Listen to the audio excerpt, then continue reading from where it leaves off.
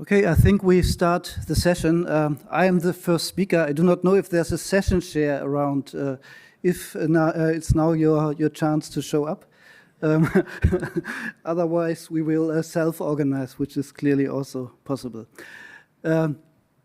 So while people are coming in, I briefly start. Yes. So thanks for having me here at this wonderful KDD conference. My name is Michael May. I'm based in Munich.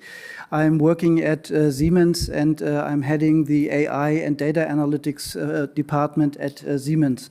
And what I'm going to do in this presentation, so the next 50 minutes or so, is to give an overview on industrial AI, how we do it at Siemens, in industrial AI in the more narrow sense. So it's really about hardware, about factories, about plants, about trains, and then what AI can do for that. So there's a broader term of industrial AI, but here it's more the narrow sense of engineering design and even shop floor operations. So at Siemens, we see ourselves somehow in two positions with 2 feet. So on the one side, we're in the physical world, as I just explained. There are the things that Siemens is building and selling, like a train, like a part of a factory, water management system, energy system, and so on. So all things which are hardware, which are in the physical world. But increasingly, of course, the virtual world plays a role in building these things. The virtual world that is digitalization, and increasingly it's artificial intelligence. And in my presentation, I will give an overview. So on our journey, how do we go there? What already works quite well, where we still have some things to do, so that you get a broad overview on how this works. So I realize from the other sessions, many of them just focus on the virtual world, so the internet world, and also mostly on the consumer side. I think here it's B2B, it's industrial. And how do we do that? So in general, Siemens is a large company with 300,000 employees. So you see big figures on the left side. I won't go into them, just making the point that Siemens always has been heavily investing in innovation and in research in many different ways. And now AI is one of them, and becoming one of the most important. So how we are organized, on the right side, across the company, we have 11 so-called company core technologies, which are those technology where Siemens believes its future depends on them. And data analytics and AI is one of them, and I'm responsible for that one. But there are others, such as simulation and digital twin, or the future of automation, or power electronics and sustainability becoming ever more important. So all of them have their big role to play across Siemens. For every of these technologies, there's a cross-company program to run that, and one of them is AI. But I believe, and not only because that's my topic, I believe that AI has a very special role among them, because if you look at all these individual technology fields or company core technologies like simulation and digital twin, you will see that more and more the major innovations that really improve the products, they come from the digital side and from the AI side. So AI is more and more the key ingredients to make the game in the physical world work, to stay competitive, and to come up with innovation. And this is why this is so important.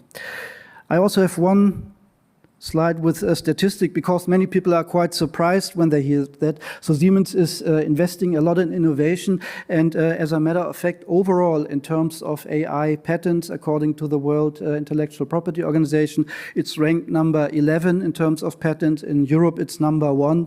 In the more narrow industrial space, it's also number 1. So a lot of innovation on AI coming out of the company every year. Overall, it's about 1,400 AI experts. That's not only researchers in my department, but also AI engineers and AI domain experts that take the AI and then put it into the domain, put it into operation. And we are organized internationally and have hubs in Europe, US, Asia. So this is what you see here. So that's the department I'm heading. It's distributed across the globe with many different locations.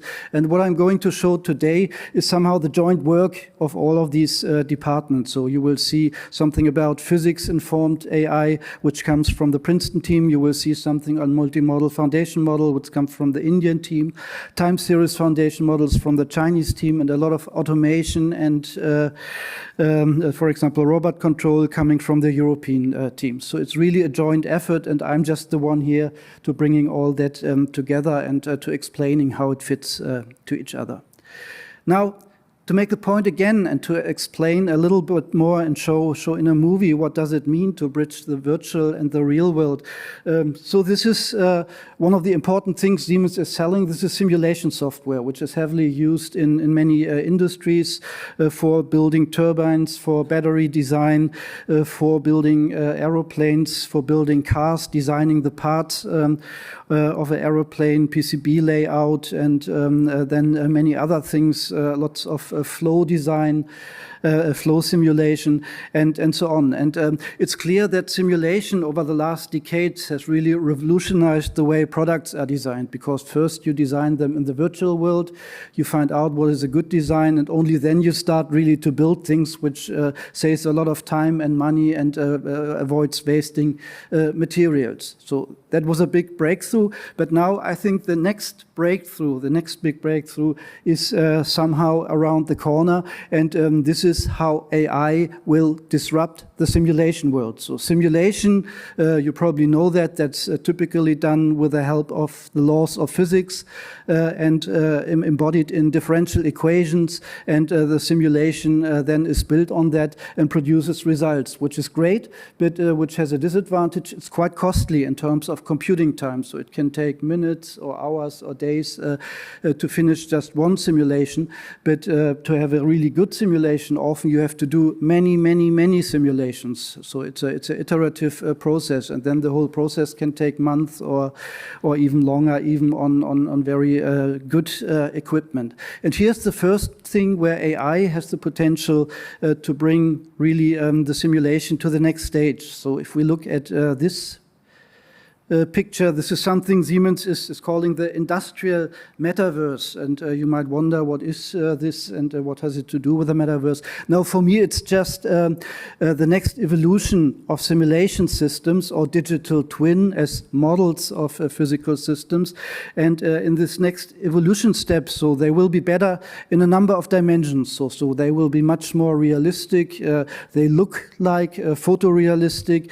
You will have the opportunity to work together on simulation tasks collaboratively. And you will be able to make changes in your simulation, not waiting minutes or hours, but doing that in seconds or almost in real time. And then you are even able, and we will see examples of that, to monitor, analyze, and manage real assets in a closed loop, where you have a kind of shadow digital twin running along the real system, and then you can see in advance that something is going to happen, that there is some anomaly, and so on. And all these things, they depend on the fact that simulation has to become faster. And that is here in the first example, the first class. So it's not just one example, but it's the first class of approaches to simulation where AI can be of help. So it's called physics-informed neural networks or physics-informed AI or physics-informed machine learning. They're different terms. But the idea in every case is that you use AI or that you use the laws of physics to improve the AI, and on the other hand, to use the AI to make the physics simulation faster. So these techniques are called surrogate models. So they mimic a simulation model, or they mimic a physical system. And the example here, a project we did with a car manufacturer, it's using AI-based cabin airflow surrogate models. So this is an AI model which is learned from simulation data. So first you need simulation data, you get the results, and from that you fit then AI model, which can be, in some cases, it's enough just to take some some neural network with some clever design. With more advanced technologies, you infuse the laws of physics, so the differential equation like Navier-Stokes equation, you infuse this into the loss function of your neural networks, and then you have two components. So one is what the physics laws tell you, the other is what your actual data tell you, and somehow you combine them in a clever way. And then you have, in the best of both worlds, at least in theory, that you have the physics inside the machine learning, and you have the data, the real world data inside the neural network as well. So that does not always converge, so sometimes the equations and the data don't like each other, but it's a hot and active area of research with new proposals coming up with more elaborate architectures also on the neural network side. And the effect of that, in any case, is that you can get a speed up of order of magnitude. So that's the first class of application. Like here, I think you see a little bit, so the sliders should now move, and then you see the colors in the image change, which is then based on the input data. You have the equivalent of a simulation just done by a neural network, which predicts the temperature and the comfort at various places. And the idea here is, think about this metaverse slide on the last one. If you can do that using AI, you can be orders of magnitude faster, you can get results very quickly, and it can be a much more interactive and collaborative process. So that's the promise here. It's still a long way to go, and I also have to say there's a lot of debate, so not everybody from the simulation community would underwrite that AI is such a game changer, whereas in the AI community people tend to think that. So it's still discussion going on, but I think it's emerging that if you do it in the right way, it has a lot of potential. On the other hand, it won't make differential equations obsolete, of course. Because one thing, and I will come back later on that, is that to learn such a surrogate model from data, first you need the simulation, and the simulation is costly, and you need lots of data. Again, it takes a lot of time, so it's a shift from inferencing effort to training effort, and then in the training part you have more effort even to do, unless, and this comes later with the foundation models, you have a clever way that you don't need that many data, but just a little bit of data, because you have the knowledge captured in a different way already, and I come briefly to that later. But that's the idea. So great potential, great practical applications, but still lots of research to do. So we replace the simulation by the AI. The second one is a different approach, but also I would say very, very interesting. And this is already released as a product, so if you feel like it, you could buy it. So this is called the AI simulation predictor, and it's part of a Siemens product, the SimCenter Heats product, which is used heavily, for example, in turbine design, which is used in automotive industry, so in many industries for doing the simulation. And the idea here is in this space, so I said in the beginning, you need a lot of simulations to come up with a good models, thousands, tens of thousands, 100,000 or whatever. So you do many simulations. Now the idea is here, and for that purpose Bayesian neural networks are used. The idea is to predict how good a simulation will be before you do the simulation. And you don't need to be accurate, but since it's a Bayesian model, you get also some uncertainty around the prediction. And the idea here is not to predict the good ones, but really to predict the bad ones. So if I know that a simulation will not have a good result, why doing it, if I'm very confident on that? And by doing that in the clever way, I can prune the search space a lot. So instead of doing 10,000 simulations, I just do 1,000 or 100 or so, depending on how good I am and how difficult the problem is.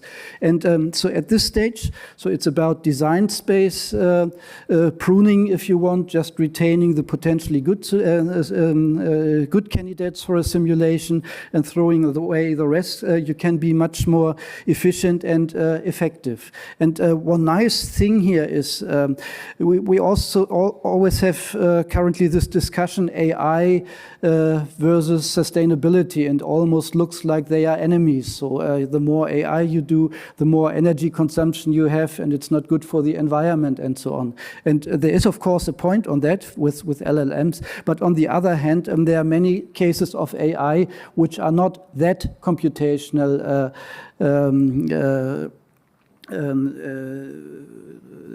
don't need that much computation.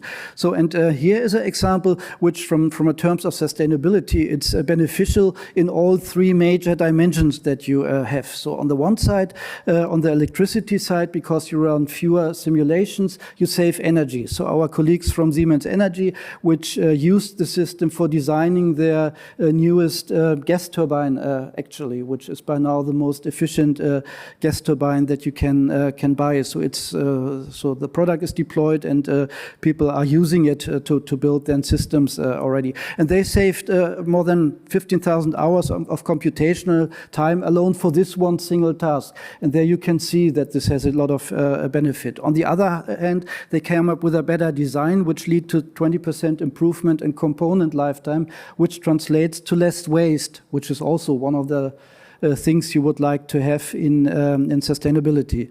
And then on the third, also the design is more efficient. So the simulation that has been finally led to the results is the most efficient one to date, and so with the same output, you have less emissions. So it's nice to have, good to have in all three dimensions of sustainability, and that shows the potential AI can have here. And for the colleagues, for them that they spend a lot of time in designing, of course, was very important. So that was the second one, so the design space. Now the third one, and here I come to LLMs.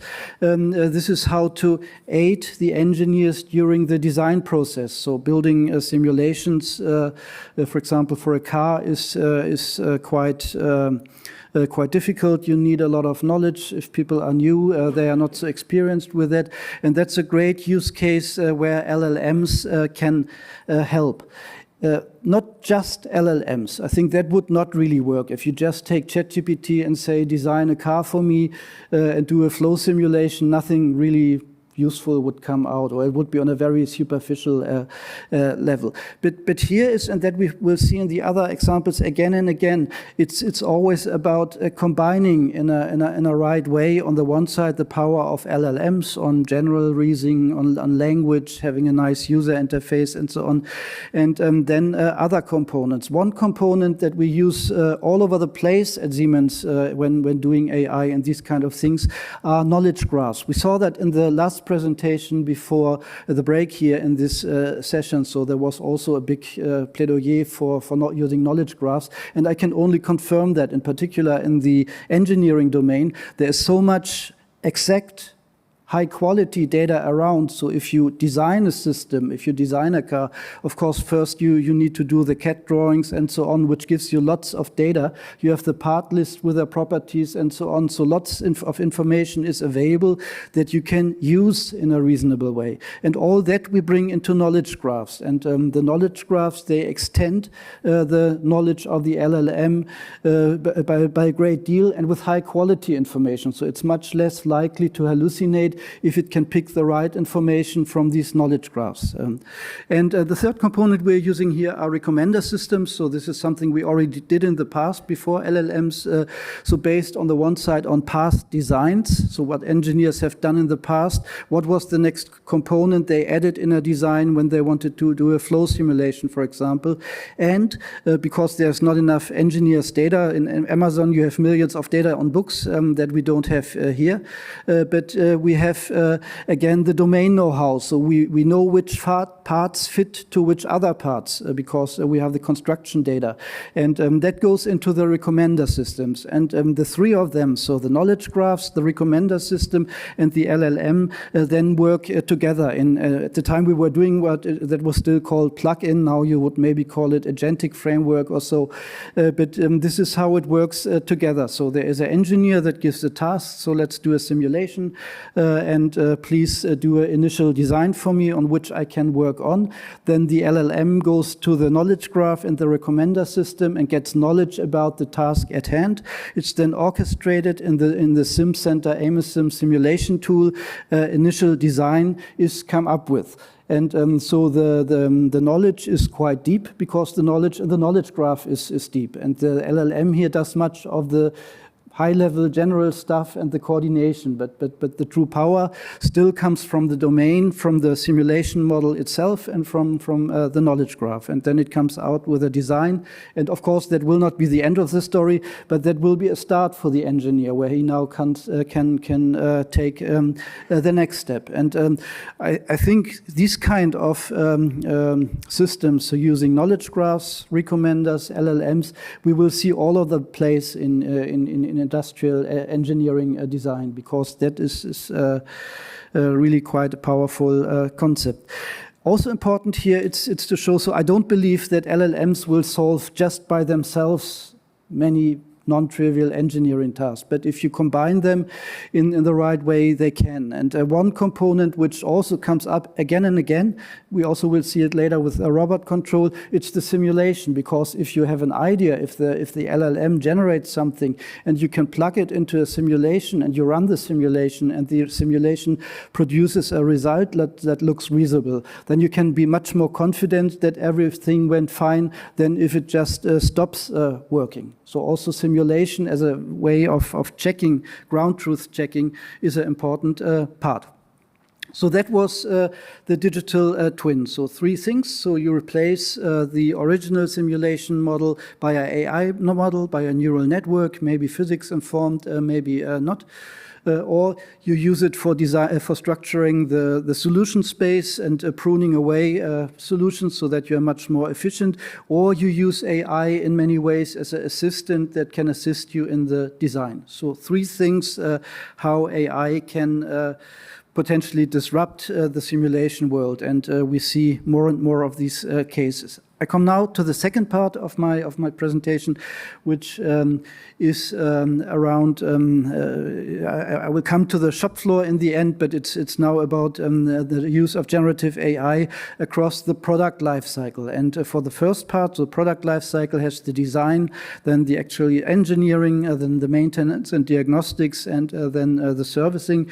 And as you can imagine, for all of these parts, LLMs can have a role to play and are already playing some roles. We just saw example for the first part.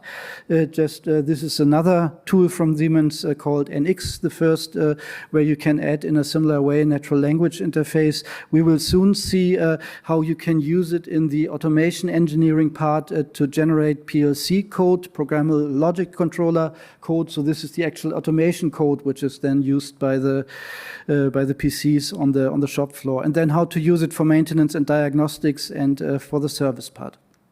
So here, one slide, you don't need to read that right now, but the point I want to make here, so it's a pretty new technology, LLMs, at least for industry standards, but I think it's very important already now to go into that technology. So many companies, at least in Germany, they're still quite reluctant. So a machine builder which has no deep AI involvement, thinking, okay, maybe I wait 1 year, 2 years until everything is ready, but our position would be that the time to enter this is right now, that you really have to start going into that and learn. Yes, you will make some failures, not everything will work, but you have to go into that. And as a result of this thinking, Siemens came out with quite a number of product announcements in the first half year. So it's, for example, on the industrial co-pilot for automation, which we will see.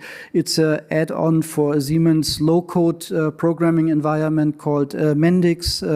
it's about using LLMs for predictive maintenance, using it for water management applications, then using it for simulation, what we just seen, or in the so-called Team Center tool for question answering. So there are really thousands of potential applications that you can do, and we're starting to go quickly to the market. For an industrial company, if you know Siemens, Siemens is known for making things work 100% and then still waiting a little until coming out to the market. So in this case here, I think the game is different and you have to be more explorative. And so this is behind coming out quickly with some cases, maybe not the deepest applications of LLMs that you could think of, but coming out with something and then learning. And much more will come in the next month. So that's a way of being quick, entering the market and then learning, and also, kind of taking away the fear of that LLMs is something you cannot use meaningful in industry. But then on the other hand, going deeper into the stack of LLMs, we also have built up quite some competences around these topics during the last years, and use, and you will see demos on that, use LLMs for combining robot control and simulation. So this is really on the shop floor. We are experimenting with multimodal foundation models that bring together different functionalities. And you will see a demo, the Copilot I will show. What I won't show today, although it's very interesting, is the topic of industrial time series foundation models. So when we started with LLMs, we thought ourselves, so probably we will do, of course, prompting, as everybody does. We will do some fine-tuning and some plug-ins, so combinations of tools, but probably never build our own LLM from scratch because it's so demanding. Now we think a little bit otherwise, so we won't build a LLM, so a language model. That really doesn't make sense. But in the domain of time series, it's different. So time series, it's the most prevalent data type in Siemens. So everything Siemens is doing, so things in the real world somehow produces data in time from sensors. So we have tons of time series data, which on the other hand is not that readily available in the internet. So you cannot just load gigabytes, terabytes, whatever of data about operations of machines in the real world. And there it might make sense to come up with our own time series models. And we found out that even with smaller models for time series, you can get quite good results. But due to time reason, I cannot go into that today. But the other topics I will cover, so that you have the framework. So some applications came out rather quickly, and then there are some areas where we go deeper. This slide I'm showing because Siemens is also a company that likes to do things themselves, so building things from scratch, everything made by Siemens. In the LLM work, this absolutely would not work. I mean, that doesn't make any sense. So very early we started to collaborate with Microsoft, because we felt, of course, ChatGPT, it's a good thing, and if you start on that, you're much quicker with coming out with products than if you start to do it by yourselves. But I would like to stress, we're not only working with Microsoft, we are also working with other partners. A cooperation with AWS has been announced, but we also use Llama and other. So it's not an exclusive thing, and I think it's too early right now to say what is the best way to go in the end with these foundation models. But Microsoft certainly is a partner. So the example I will now show, that's actually the first product which Siemens has really been launching. So came out a couple of weeks ago, before it was announced on some fairs like Hannover Messe and others. And that's industrial copilot for engineering, which supports in a number of tasks. So it supports in particular in the generation of code in automation or PLC code. It supports in the documentation and in the validation, and also in the operation of the machine, and can come up with suggestions how to fix errors. And on the left side, so you see it, it's a little bit slow. So this is step 7, so a specific programming language which is used in the automotive automation domain, but which is not a well-known well-known programming language. And here the idea is to support the engineering in coming up with the operation code. We have done that in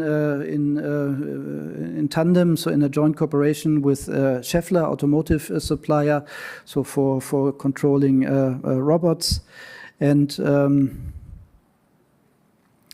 the way it looks, I just let it run. So here's the idea. So that's the co-pilot. It can do different tasks from hardware configuration to PLC engineering, can create simple user interfaces, can do code testing and documentation. And the task here is to extend an existing program by additional function blocks. So there's some S7 graph block 20210, and so the system then says, yeah, I added that. Now the engineer says, I have a rough description what I want to be achieved with the automation, so I drag and drop it, and then the co-pilot comes up in our programming tool with a set of function blocks that do this task. And again, so it's somehow a combination of tools that you see here, and one of the challenges is that you don't have enough examples in a ChatGPT as such. So you need to do a lot with the prompts or fine-tuning or retrieval augmentation so that it works in practice. And you have to take safety measures so that the whole thing does work as is intended. And that has been released as a first product, but this is just a start. Second part of this co-pilot is then, that's maybe more conventional. It's the troubleshooting part, so it gets information from the sensors and jointly with the knowledge it has, so the augmented knowledge, it can come up with diagnostics on the status of the machine and then give recommendations where to check if something does not work.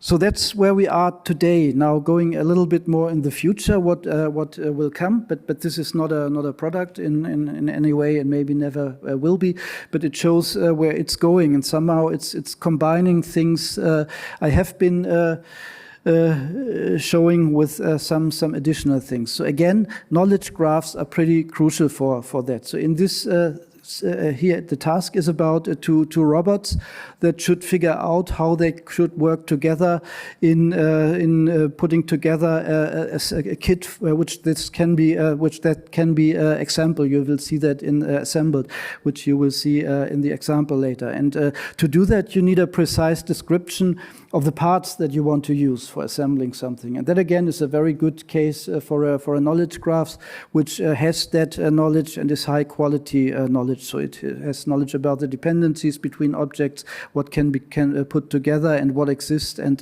what not. And the Gen AI, it's here more like the glue. So again, so something like an agentic framework in a loose way maybe. It helps with the specification of the whole task, so which and acts as the user interface. And then there's a third component, a motion planner component, as you often have in robotics applications, which takes the input and then comes up with a plan how to solve this cooperation task between robots. And we will now see here how it looks like. So again, we have the user prompt. So the user wants to put together a kit for an embedded device. The system goes into the knowledge graphs, retrieves the information that is relevant for that, and comes out with a part configuration. Now the user can interact with a LLM, say, please replace this by some other components or add this, and then there is an interaction going on between the LLM and the user until the whole thing is designed. Then this goes into a workflow system, and from the workflow system into a planner, and the planner then does the execution. And you see here, I think again about combining virtual and real world, you see on the right, you see the NX simulation systems in which the assembled plan is first run in the simulated world. So, and this makes sure that everything fits together because it's again in this virtual environment. And then this is executed by the robots as you see here, and without doing any explicit programming, just specifying the task and having an implicit representation of the capabilities of the machines, of the parts that are available. They collaborate in solving this task and putting together the kit, which can then be further used. And I think it's clear that that systems like this, they won't come out into the market next week or so. So if you really look at it, there are a lot of problems that have to be solved. I mean, coming up with wrong plans, then that leads to complete failure and so on. So there are many things that have been solved, but it also shows the direction in which we're going. And it shows, again, I would make the point that progress often here is the combination of different tools. So I could not imagine that I built a LLM that magically can do all that in one component. It's more having different components with the LLM acting as a glue between them, and then some sources that really have the factual knowledge, such as the knowledge graphs. And also important, the user is in most examples you will see here, the user is involved and is a crucial component. So I strongly believe in this aspect of human oversight in the process. Makes it much more easier to get acceptance, much more easy with the certification authorities, and it's much more realistic at the time being. I do not know if there's a principal way that you can ever get rid of hallucination or so. I don't think so. So it's always better to have counter-checking of different instances. Okay, so this was the robotic part. The next example I want to show, it's also a proof of concept, so not a product or so, where it never will be a product. But this now shows a different thing. This shows how very different pieces of knowledge can come together on the shop floor, and that's the multimodal part, and somehow team up, using again in an agentic framework to come up with a solution for, here in this case, anomaly detection and proposing some measures against that. And if you think about it, then this is quite close to the way that humans deal with that situation. So we not only have one sense, so it's not just that we can speak. I mean, we have eyes to see, we hear if something is going on, we have sensors for heat in a way, so we are multimodal beings, and it helps a lot if some sensors can check what the other sensors are doing. So this is probably the best way against hallucination. So how do you know that you're not dreaming? So okay, you have one sensor, it shows you something, but maybe then you touch it and it's still there, you feel it and it feels hot, and so on. So combining sensors as a means against hallucination. And the same can be here for the task of anomaly detection and with a human inside. And so tasks that can be solved here: root cause analysis, anomaly detection, impact analysis, troubleshooting, and instruction generation, what I won't show here. So if we just now, oops, no, I need to go back. So this is based again on ChatGPT. So this is an anomaly detection scenario. So an operator has made a picture in a factory scene. Something's going on. Steam is coming out of a pipe. So probably there's a problem. He provides the part number to the system, which then goes into a knowledge graph and retrieves all the knowledge about these components and neighboring components. So again, high quality knowledge that is retrieved, and jointly with the inference it makes on the image situation, so steam coming out with the part descriptions in the knowledge graphs. It comes then out with a proposal, what might be going on, what are the things one has to watch for, where one has to be cautious. It looks into the service documents, what do they suggest in such a case, which actions to execute. So again, relatively hard knowledge which is used in that case. Then it's possible to go into other components and look how they might be affected for that problem. Again, the knowledge graph is used. And so in total, you have a quite complex procedure going back and forth between knowledge graph, language information, technical documents, and then the user all the time thinking about, is this now plausible, and checking if this is if you should follow this advice or maybe not.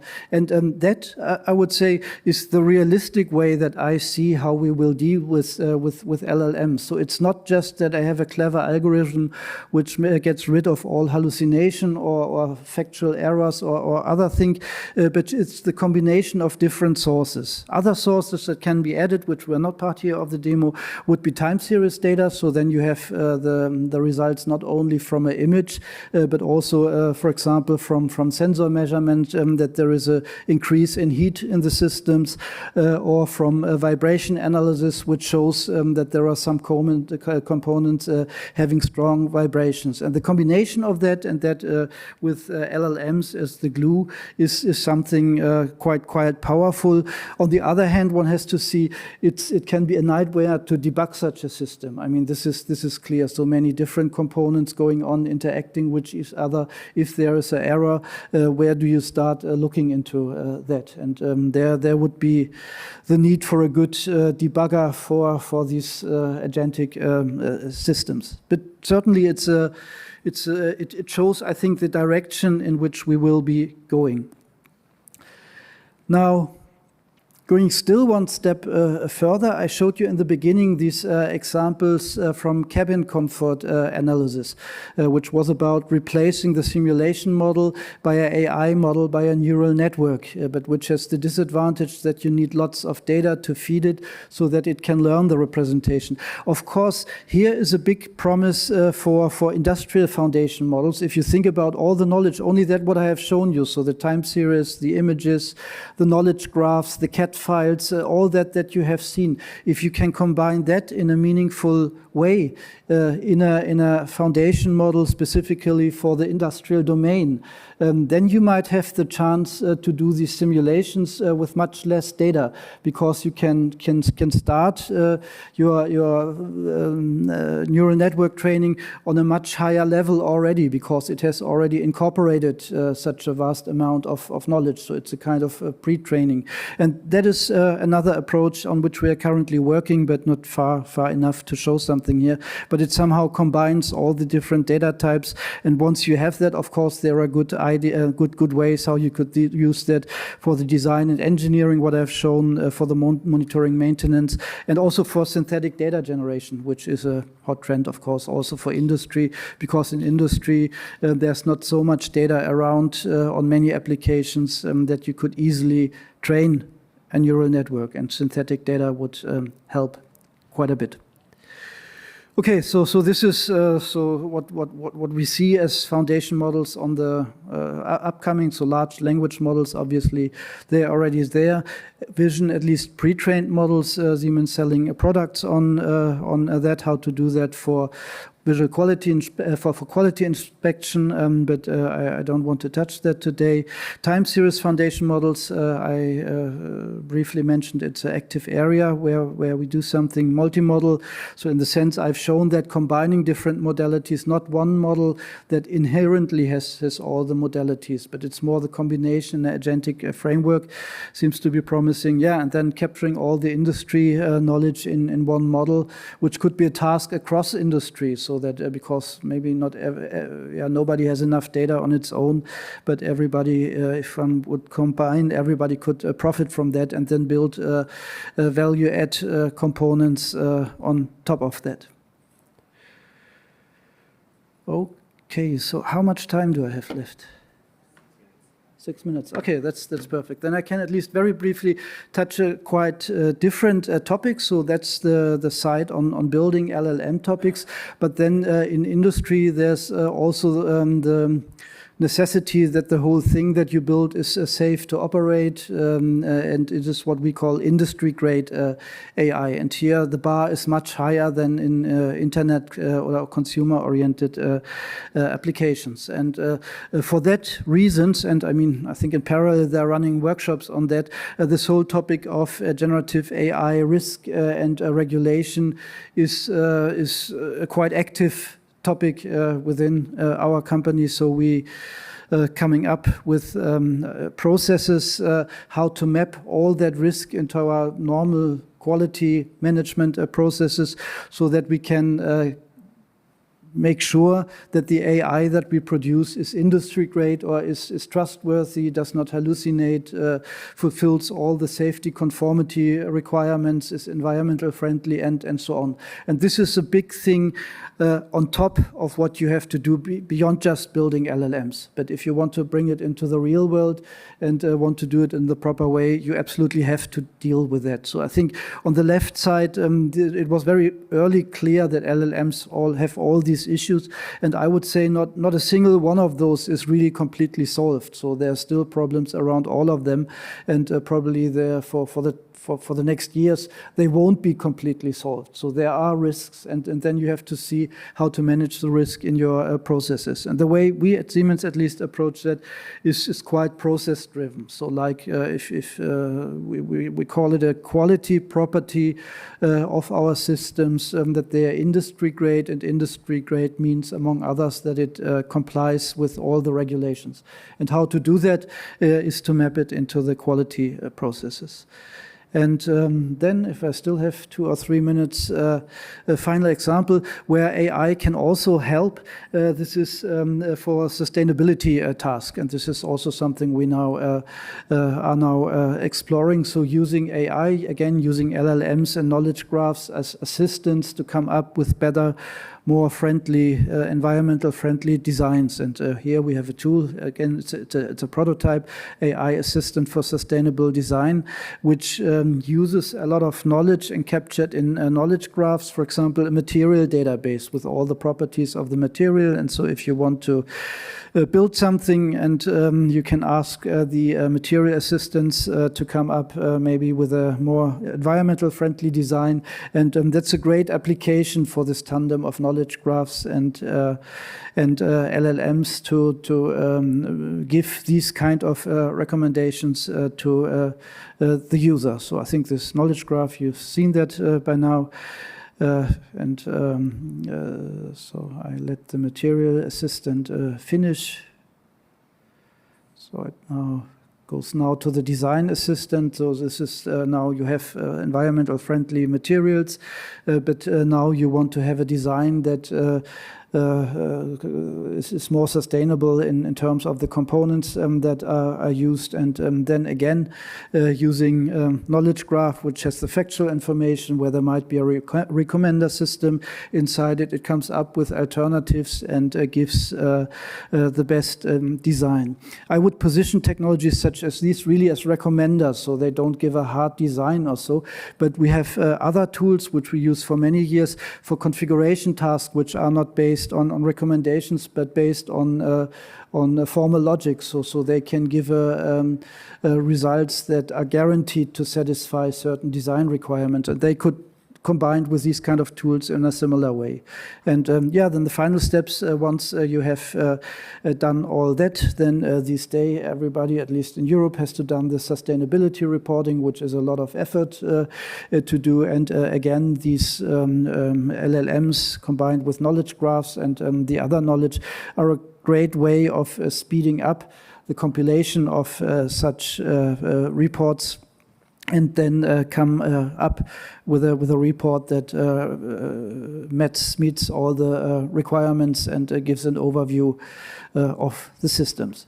So with that, I would like to close my presentation. So I wanted to show, first of all, that there are plenty of applications for AI, for LLMs, and for advanced neural network stuff in the industrial domain, and that you can really do a good lot of good things for the environment, but also for the quality of your products if you start using them.